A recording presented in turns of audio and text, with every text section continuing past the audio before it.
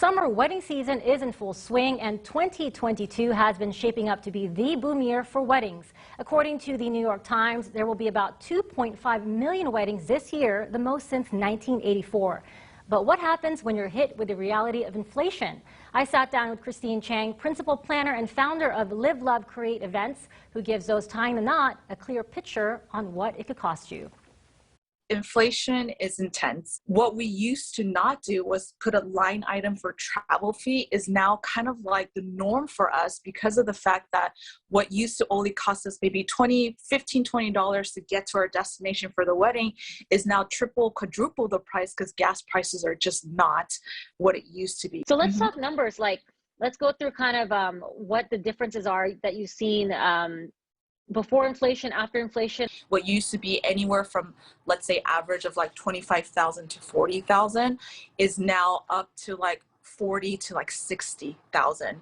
So it's almost double the price because of the fact that you're fighting now for these vendors. And so that premium plus the dates that are not available, you're fighting double time to get what you want. What I used to see pre-pandemic for a venue was anywhere from just a couple thousand to maybe at most, maybe 6, 7, 8,000.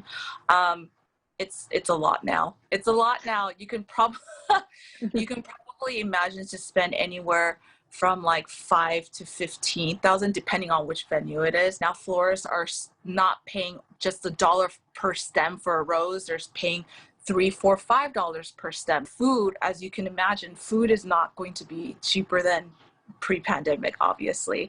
And that alone there too, not just the food, it's food plus now the labor. I think you're going to see at least a 20 to 50% increase in terms of costs for your wedding. What are their ways to go around that? Like they just cut the guest list? Is that kind of the best way? At times, I don't suggest that because of the fact that you do want to invite everybody that you want to invite. Aside from cutting guest lists, I think the best way to go around it is, instead of maybe a sit-down dinner, you do buffet style or you hire a really good food truck. And I think that is really fun too.